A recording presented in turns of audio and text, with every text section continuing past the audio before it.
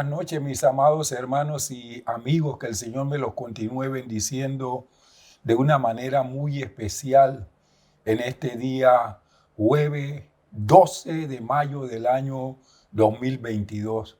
Este es el año de la benevolencia divina.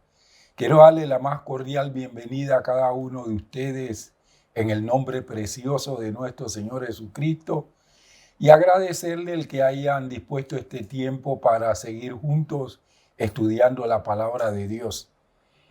Necesitamos ser edificados y fortalecidos en nuestro ser interior por medio del poder del Espíritu Santo. El Señor Jesucristo le dijo al liderazgo judío: ustedes están errando, ignorando las Escrituras y el poder de Dios.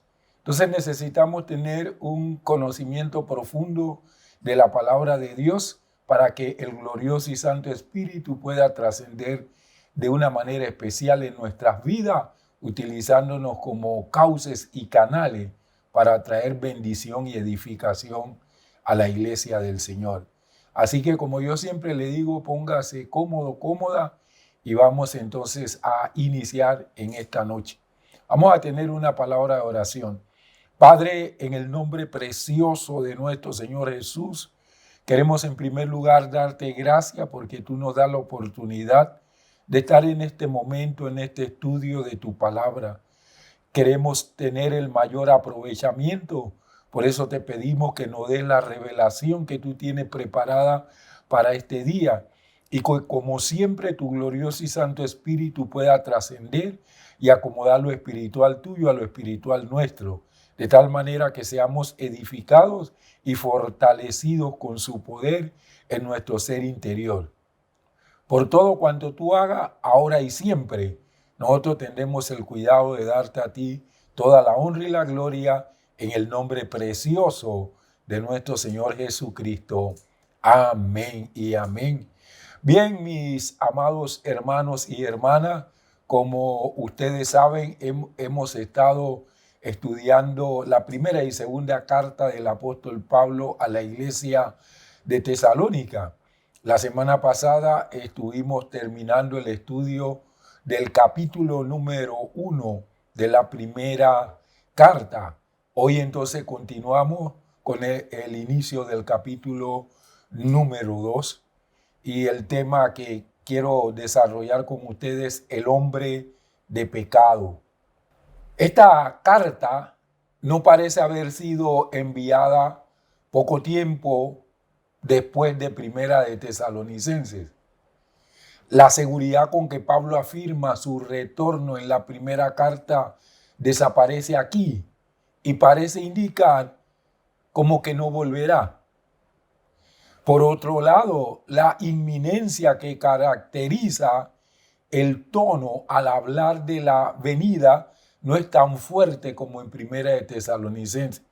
Recuerden que cuando Pablo escribió Primera de Tesalonicenses, el deseo de la gente de Tesalónica era que Cristo viniera porque estaban bajo persecución y algunos de los hermanos de la congregación en esa persecución habían muerto.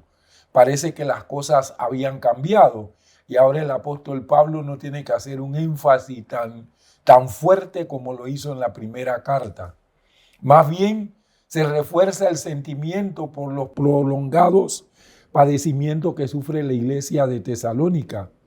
Habla de un tiempo donde la iniquidad será manifestada sin obstáculo antes del regreso triunfante del Señor.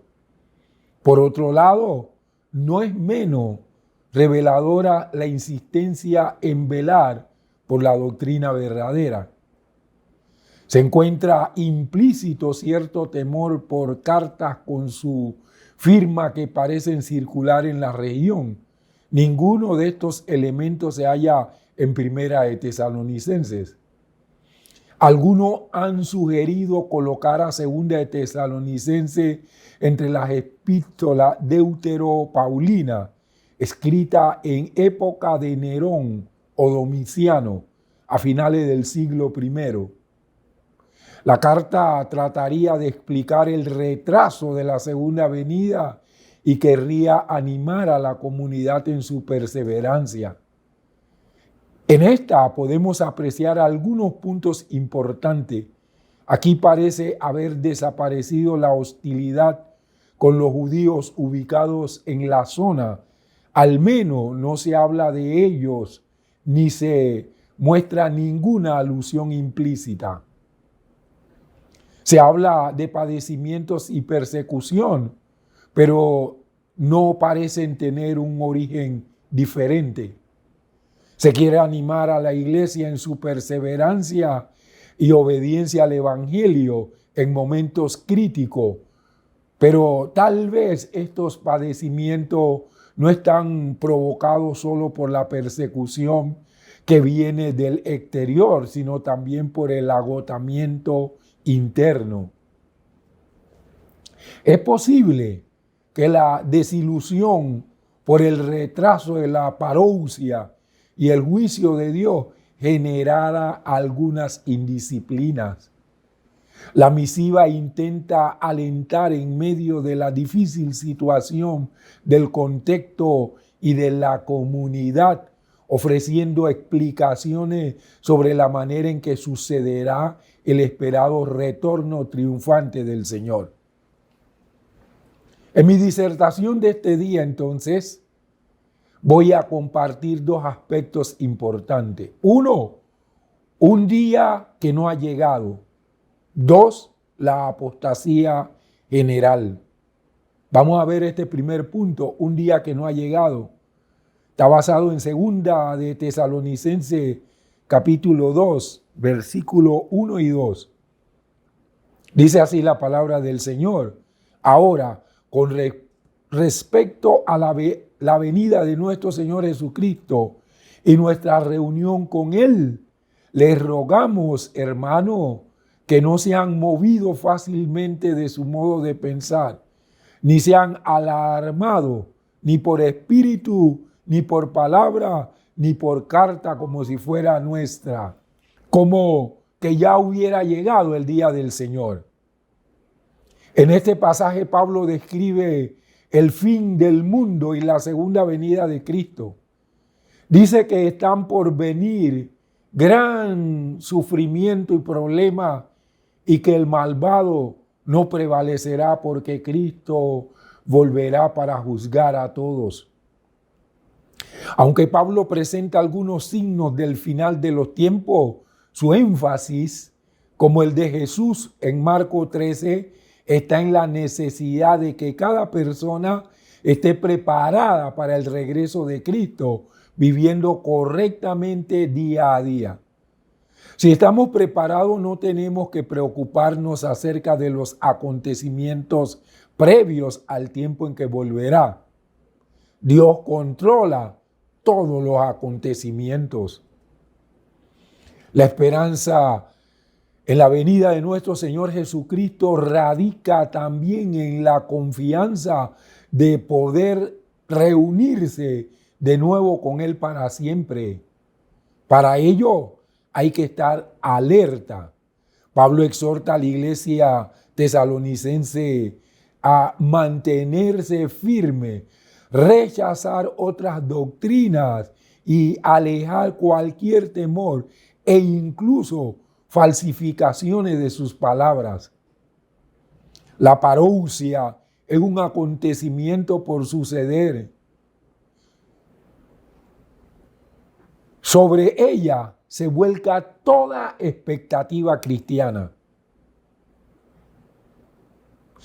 Por lo que se desprende de los versículos 5 y 6, la predicación de Pablo a los tesalonicenses había incluido referencias al anticristo y a la segunda venida del Señor.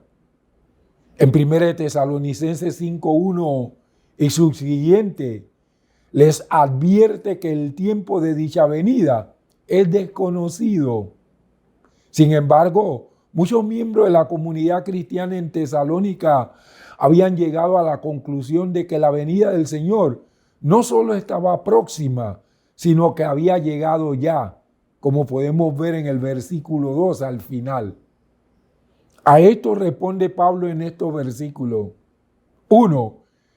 El original comienza el capítulo con el verbo erotomen, Rogamos con lo que se echa de ver su insistencia en que le presten atención a lo que va a decir, que se refiere al momento en que el Señor vendrá por lo suyo. Está claro por la frase y nuestra reunión con Él. Como dice el versículo 1, la parte B, no tiene necesidad de que le escriba. También en Primera de Tesalonicenses 4:17 dice: luego nosotros los que vivimos y habremos quedado, seremos arrebatados juntamente con ellos en las nubes para el encuentro con el Señor en el aire. Y así estaremos siempre con el Señor. Notemos los títulos completos del Señor Jesucristo y el término parousia. 2. El apóstol le pide en el versículo 2 que no se dejen sacudir rápidamente. O sea, literalmente esto quiere decir como un barquito agitado por las olas encrespadas, ni se alarmen. Este verbo indica una continua agitación. Se ven que eran 3 los puntos de los que había surgido la alarma. A, por espíritu, esto es, por la declaración pseudo profética de alguien que pretendía haber tenido una revelación especial acerca de la segunda venida del Señor. B, por palabra, es decir, por un mensaje que se predicase con base en una supuesta revelación. C, ni mediante carta como si fuéramos nosotros. Literalmente esto es por una falsa interpretación de algo que Pablo les había dicho, ya fuese en Primera de Tesalonicenses o en alguna otra carta que no está en el canon. Los 3 medios de comunicación citados, cuya primera falsa fuente se desconoce, convenían en que el día del Señor ha llegado, como dice el versículo 2 al final.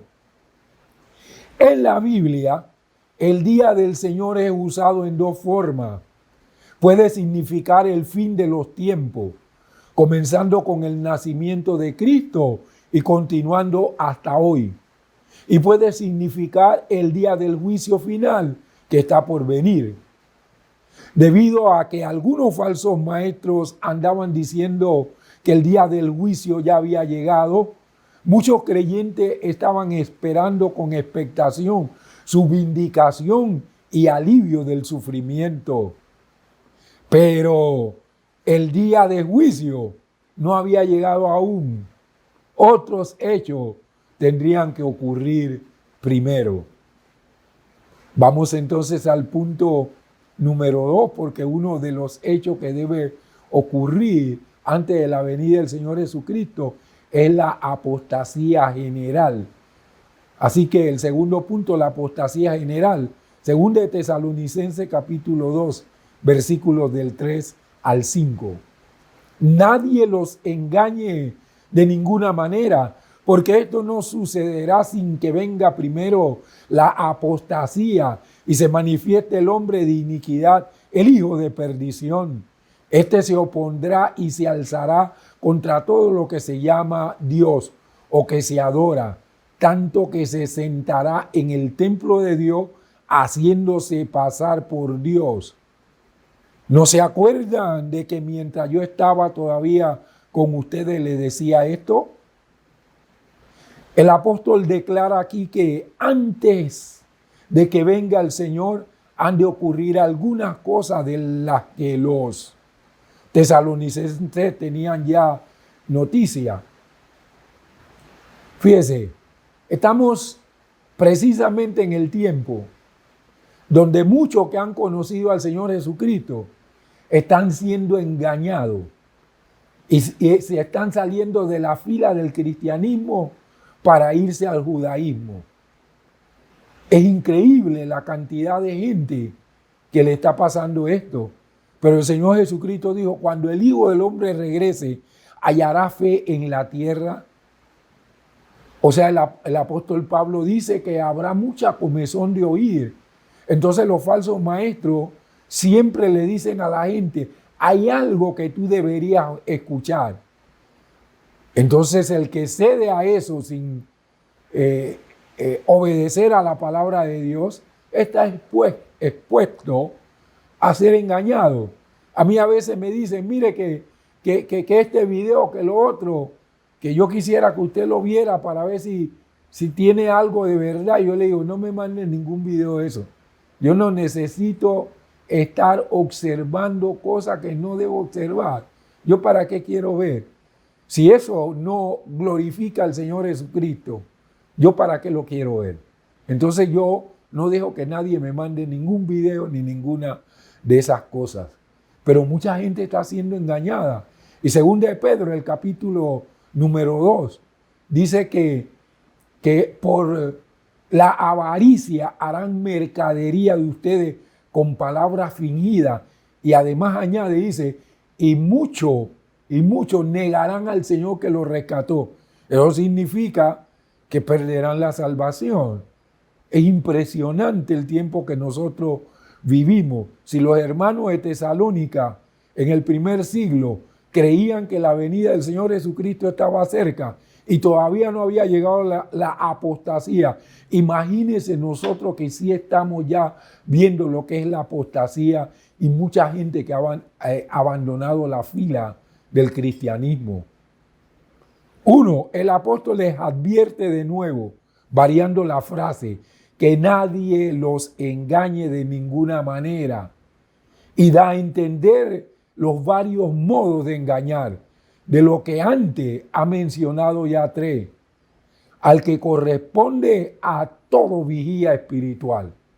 2, por apostasía se entiende una revuelta agresiva y definitiva.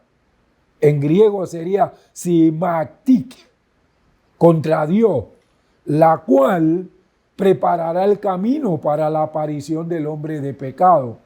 Como dice primera de Timoteo, capítulo 4, versículos del 1 al 5. Pero el Espíritu dice claramente que en los últimos tiempos algunos se apartarán. Escuche esto. Pero el Espíritu dice claramente que en los últimos tiempos algunos se apartarán de la fe, prestando atención a espíritus engañadores y a doctrinas de demonio. Se dejan embelezar por eso y después comienzan a sentir cómo los demonios comienzan a andar en su casa hasta que llega el punto que ya no le tienen temor y entonces están totalmente engañados, quedan engañados, quedan fascinados, quedan hechizados. ¿Sabe la palabra Babilonia que aparece en Apocalipsis? Babilonia, la gran ramera. Babilonia es confusión, mezcla. Entonces algunos de estos falsos maestros quieren mezclar parte de la verdad del evangelio con mentira, pero esa es Babilonia, la gran ramera, mezcla, confusión. Hay gente que, aunque ha conocido al Señor Jesucristo, por querer oír cosas nuevas, entran en confusión, en mezcla, quieren mezclar el evangelio del Señor Jesucristo, que Pablo se opuso a que el evangelio de Jesús se mezclara con el judaísmo. ¿Saben por qué Pablo llegó a sufrir tanta persecución? Porque quiso mantener el evangelio puro y nunca dejó que se mezclara con el judaísmo. ¿Sabe por qué? Porque la mezcla es Babilonia, la gran ramera. El versículo 2 dice, con hipocresía hablarán mentira, teniendo cauterizada la conciencia. Prohibirán casarse y mandarán abstenerse de los alimentos que Dios creó para que... Yo me he encontrado con varios judaizantes. Me han invitado así a comida a otros ministros con ellos. Y una de las cosas es que ellos, las comidas que no comen esto, que no comen lo otro.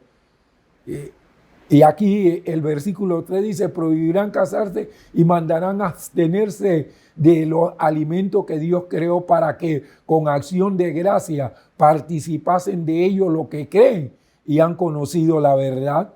Si usted ha conocido la verdad, ore por los alimentos y punto. 4, porque todo lo que Dios ha creado es bueno y no hay que rechazar nada cuando es recibido con acción de gracia, pues es santificado por medio de la palabra de Dios y de la oración. Ahora, si usted come y no ora, bueno, pues el alimento no es santificado, le va a hacer daño.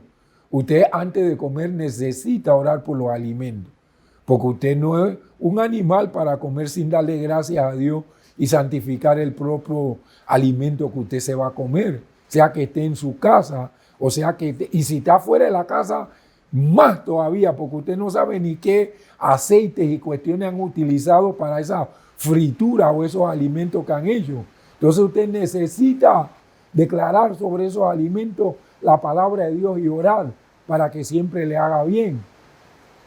Ahora miren lo que dice también el apóstol Pablo en 2 de Timoteo capítulo 3, versículos del 1 al 5. También debes saber esto, que en los últimos días se presentarán tiempos difíciles, porque habrá hombres amadores de sí mismos y del dinero. Serán vanagloriosos, soberbios, blasfemos, desobedientes a los padres, ingratos, impíos. 3. Sin afecto natural, implacables, calumniadores, intemperantes, crueles, aborrecedores de lo bueno, traidores, impetuosos, envanecidos y amantes de los placeres más que de Dios. Tendrán apariencia de piedad, pero negarán su eficacia. A estos evita. La pregunta que yo tengo para usted en esta noche es, todo esto que dijo el apóstol Pablo aquí por el Espíritu Santo no se está cumpliendo en nuestros días. Hay un fiel cumplimiento de esto, lo que significa que la venida de nuestro Señor Jesucristo ahora está más cerca que los hermanos de Tesalónica. Al llevar el artículo, se da a entender que consistía en algo único, como no se ha dado en el curso de la historia. Un enfrentamiento tal de la fe que la gran mayoría de la gente vivirá no solo en forma prácticamente atea, sino que atacará violentamente a toda forma de religión teísta. 3. La descripción se nos ofrece a continuación en los versículos 3b y el 4. No deja lugar a duda de que se refiere al anticristo de Daniel, que se lo voy a leer en el libro del profeta Daniel para que usted sepa cómo es, quién es el anticristo. Daniel 7:25. Dice él, hablando del anticristo, hablará palabras contra el Altísimo y oprimirá a los santos del Altísimo. Intentará cambiar las festividades y la ley. En su mano serán entregadas durante un tiempo, tiempos y la mitad de un tiempo. Daniel 8:25. Con su sagacidad hará prosperar en sus manos el engaño. Imagínense en esto, con su sagacidad hará prosperar en sus manos el engaño y su corazón se engrandecerá. Por sorpresa destruirá a muchos. Contra el príncipe de los príncipes se levantará, pero será quebrantado, aunque no por mano humana. Miren lo que dice Daniel 11:36. El rey hará su voluntad, se ensoberbecerá y se engrandecerá sobre todo Dios. Contra el Dios de dioses hablará cosas sorprendentes. Será prosperado hasta que sea consumada la ira, porque lo que está determinado se cumplirá. Ahora veámoslos en Apocalipsis, en el capítulo 11:7. Cuando hayan concluido su testimonio, la bestia que sube del abismo hará guerra contra ellos, los vencerá y los matará. Apocalipsis 13, del 1 al 10. Vi que subía del mar una bestia que tenía 10 cuernos y 7 cabezas. Sobre sus cuernos tenía 10 diademas y sobre sus cabezas había un nombre de blasfemia. La bestia que vi era semejante a un leopardo. Sus pies eran como de oso y su boca como boca de león. Y el dragón le dio su poder y su trono y grande autoridad. El versículo 3 dice, y una de sus cabezas como herida de muerte, pero su herida mortal se había sanado, y toda la tierra se maravilló en pos de la bestia, y adoraron al dragón, porque le había dado autoridad a la bestia, y adoraron a la bestia diciendo, ¿quién es semejante a la bestia? ¿Y quién puede combatir contra ella? Y a la bestia le fue dada una boca que hablaba insolencias y blasfemia, y le fue dada autoridad para actuar por 42 meses, o sea, 3 años y medio, y abrió su boca en blasfemia contra Dios para blasfemar contra su nombre y contra su tabernáculo, es decir, contra los que tienen su morada en el cielo. Versículo 7. Y le fue permitido hacer guerra contra los santos y vencerlo. También le fue dado poder sobre toda raza y pueblo y lengua y nación. Versículo 8. Y le adoraron todos los habitantes sobre la tierra, cuyos nombres no están inscritos en el libro de la vida del Cordero, quien fue inmolado desde la fundación del mundo. Versículo 9. Si alguno tiene oído, oiga. Versículo 10. Si alguien lleva en cautividad, es llevado en cautividad. Si alguien mata a espada, tiene que ser muerto a espada. Aquí está la perseverancia y la fe de los santos. Bien, la palabra del Señor describe muy bien a ese llamado anticristo.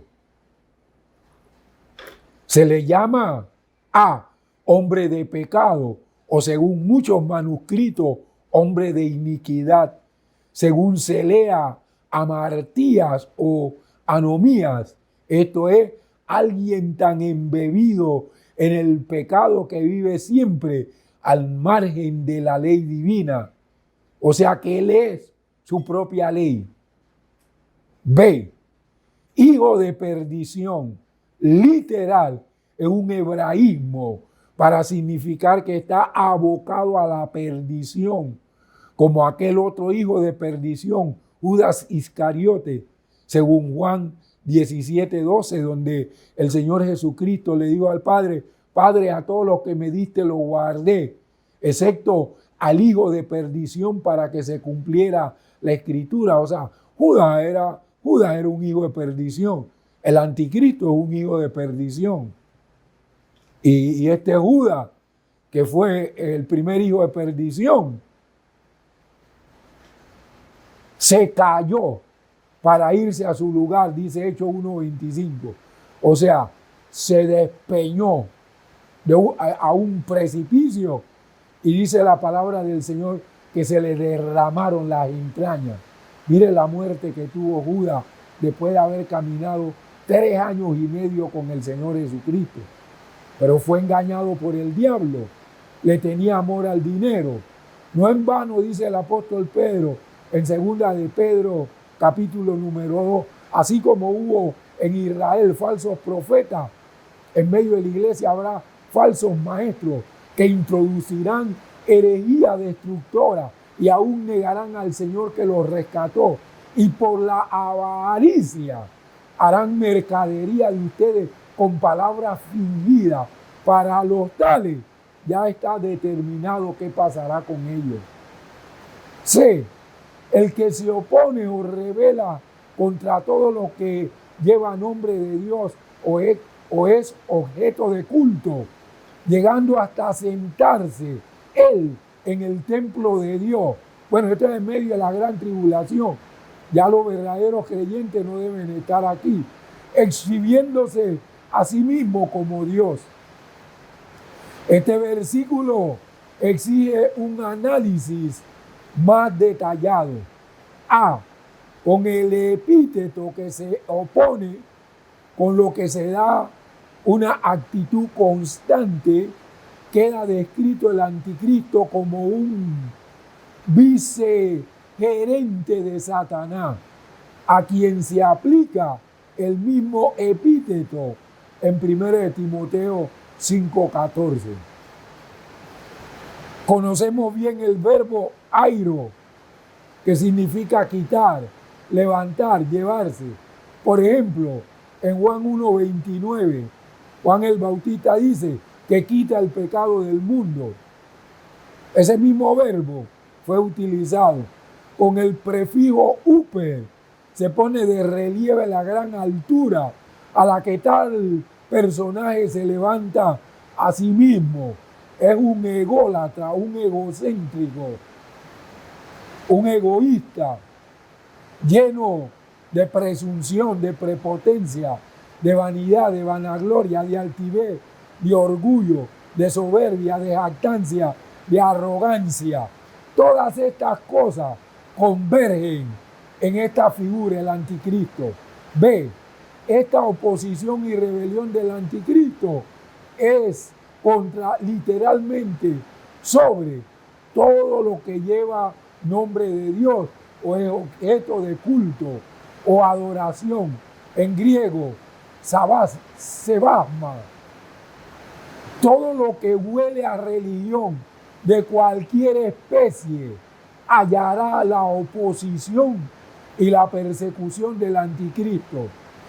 Así que si usted espera quedarse aquí en la tierra, porque usted dice que tiene que pasar por la gran tribulación, si en ese tiempo usted quiere hablar de Cristo, usted hallará oposición y persecución del anticristo. Sin embargo, es casi seguro que tal malvado se opondrá únicamente a la verdadera religión. El objetivo, todo, no se refiere a la pluralidad del sujeto, sino a la extensión de la manifestación divina contra Dios y contra todo lo que se relaciona con Él. C, llegando hasta sentarse Él en el templo de Dios, exhibiéndose a sí mismo como Dios. Amados y amadas, no se trata de una imagen, sino de una persona colocada en el templo, en la mitad del periodo de la tribulación. El anticristo desecará el reedificado templo judío en Jerusalén, colocándose él mismo para ser adorado. Con esto mismo proclamará con el gesto y de palabra que Él es Dios. 4. El apóstol se le ha olvidado que dejó el párrafo sin concluir, pues el versículo 3 comienza diciendo literalmente que nadie les engañe de ninguna manera, que si no viene primero la apostasía y es revelado, punto subsiguiente, debería haber acabado y añadir al final del versículo 4, no viene la parusia. La descripción del anticristo le ha hecho olvidar el cierre gramatical necesario, porque él le estaba diciendo a los hermanos de Tesalónica que la venida del Señor Jesucristo no se daba sin estos acontecimientos precedentes. Es uno de los anaculutos, párrafos sin conclusión, frecuente en Pablo. Por ejemplo, Romanos 5:12 y subsiguiente. Se trata de un olvido gramatical sin importancia, fácilmente corregible por los lectores de todas las épocas. Pero lo que no quiere que se les olvide a los tesalonicenses en el versículo 5 es lo que él le decía más de una vez. Ese parece ser el sentido del pretérito imperfecto elegón, lo que acaba de escribir en los versículos 3 y 4.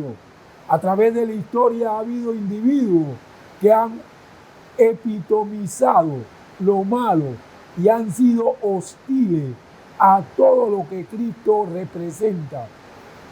Estos anticristos han existido en cada generación y continuarán su obra de maldad. Entonces, justo antes de la segunda venida de Cristo, se levantará el hombre de pecado, el hijo de perdición, un individuo realmente maligno. Será la herramienta de Satanás, equipado con el poder de Satanás, como dice el capítulo 2, el versículo 9. Este hombre sin ley será el anticristo. Sin embargo, es peligroso etiquetar a cualquiera persona como el anticristo y tratar de predecir la venida de Cristo basado en esas suposiciones. Pablo menciona al anticristo no para que podamos reconocerlo específicamente, sino para que podamos estar preparados para hacer frente a todo lo que amenace nuestra fe. Si nuestra fe es fuerte, no tenemos por qué temer lo que esté por delante, porque sabemos que este hombre sin ley ya ha sido vencido por Dios. No importa cuán poderoso llega a ser o cuán terrible parezca nuestra situación. Tengo que decirle algo interesante, hermano, hermana. Dios está en control de todo y será victorioso sobre el anticristo. Nuestra tarea es estar preparados para el regreso de Cristo y extender el evangelio para que aún más personas estén preparadas. Cuando Pablo primero escribió a los tesalonicenses, estaban en peligro de perder su esperanza en la segunda venida de Cristo. Después se fueron al otro extremo, al punto que algunos de ellos pensaban que Jesús vendría en cualquier minuto. Pablo trató de restablecer el balance, describiendo ciertos hechos que tendrán lugar antes del regreso de nuestro Señor Jesucristo. ¿Qué le recomiendo yo a usted?